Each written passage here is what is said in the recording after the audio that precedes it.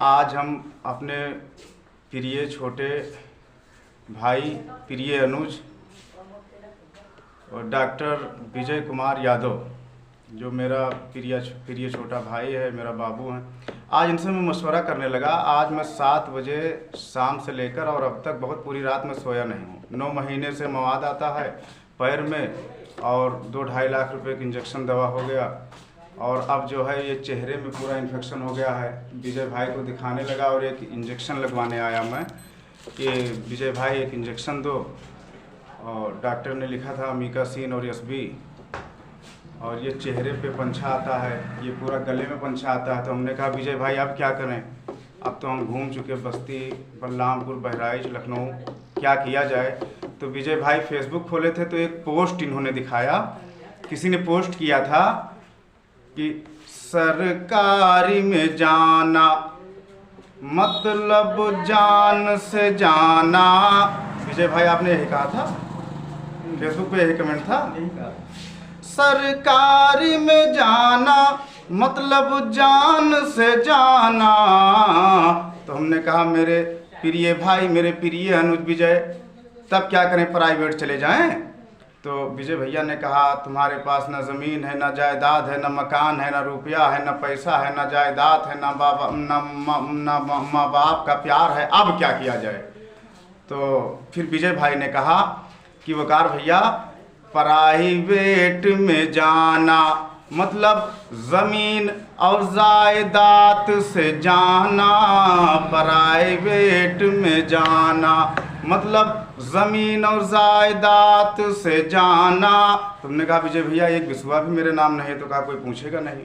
तुमने कहा अब तो दोनों कंडीशन ख़राब है, अगर सरकारी में जाएं तो जान से जाएं, प्राइवेट में जाएं तो ज़मीन और जायदाद से जाएं, तो जाएं कहाँ। तो इन्होंने कहा 1 महीना तुम्हें अल्लाह ने ज़िंदगी दे दी है, ये रमज़ान तुम्हें मिल गया। तो हमने कहा हाँ विजय भैया आपने बहुत सही राय दिया। तो हमने कहा फिर विजय भाई से, अपने छोटे भाई से, कि न सरकारी में जाना न प्राइवेट में जाना, किसी अस्पताल में न जाना, न बलरामपुर जाना, न एमएल के न पीजीआई जाना। ऐ वक़ार अहमद तेरे लिए बेहतर है, तेरे लिए बेहतर है रमज़ान में घुस जाना, रमज़ान के रहमत में, रमज़ान के बरकत में, रमज़ान के रोज़े में अल्लाह को मनाना और तौबा करना।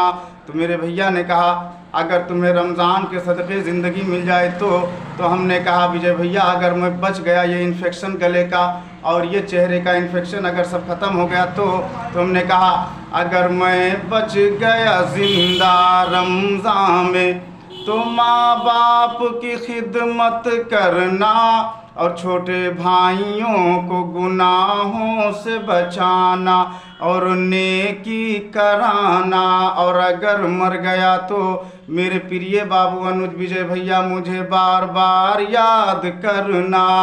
तो दोस्तों दुनिया से सबको जाना है, हम 2-4 साल पहले चले जाएंगे, 30-32 साल तो ज़िंदगी का मज़ा लिए ना, दुनिया घूमे, केरला घूमे, लखनऊ घूमे, मुंबई घूमे। अब अगर चले ही जाएं तो क्या दिक्कत है, कोई 20 साल में चला जाता है, कोई 10 साल में, कोई पैदा होते ही चला जाता है, कोई 100 साल जिंदा रहता है। मेरा रब चाहेगा तो रहेंगे, मेरा रब चाहेगा तो चले जाएंगे।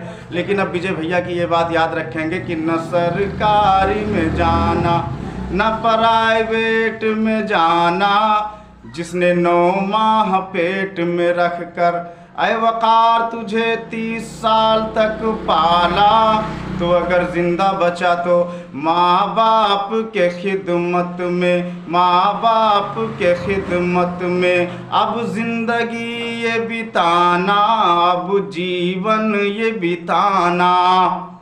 तो मैंने कहा जब मेरा ऑपरेशन हुआ था 2020 में, विजय भाई आप कुछ बोलिए, बहुत खामोश हैं। तो लखनऊ मेरी माँ जाती थी। अच्छा बचपन में जब बहुत छोटा था तो पेशाब पाखाना मेरी माँ धोती थी, और जब 30 साल की उम्र में मेरा ऑपरेशन हुआ, बस्ती में कूल्हा डैमेज हुआ, चेंज हुआ, 4 बार कोबरा काटा, तो मेरी माँ पेशाब पाखाना 30 साल की जवानी में भी हुई। तो माँ की नज़र में 60 साल का भी हो तो बच्चा ही दिखता है, ये केवल माँ बाप का प्यार होता है। विजय भाई माता पिता की सदा आप सेवा करिए। सबसे बड़े गुरु, सबसे बड़ी मंदिर, सबसे बड़ा पूजा, सबसे बड़ी इबादत माँ बाप की सेवा और खिदमत है। तो मेरी माँ ने क्या काम किया, घर से लेकर लखनऊ बस्ती साथ साथ चलती थी। जब मेरा कूलर डैमेज हुआ था विजय भाई, रात दिन नहीं सोती थी। घर से लेकर लखनऊ बस्ती साथ साथ चलती थी और हमेशा रोती थी और हमेशा रोती थी। संजय गुप्ता की गाड़ी में हमेशा दुआएं करती थी और हमेशा रोती थी। मेरी जवानी में पेशाब पखाना धोती थी, मुझको बच्चा समझती थी, मुझको गोद खिलाती थी। तो वो 20 साल की उम्र में मैं बच गया, तो मैंने कहा कि मेरी अम्मी हुआ ऑपरेशन कामयाब, मेरी अम्मी जान। विजय भाई, हुआ ऑपरेशन कामयाब, मेरी अम्मी जान। मैं तुझ पे कुर्बान, मेरी अम्मी जान। तू बने जन्नत की मेहमान, मेरी अम्मी जान, मेरी अम्मी जान, प्यारी अम्मी जान। मुझ एहसान तेरी बेशुमार।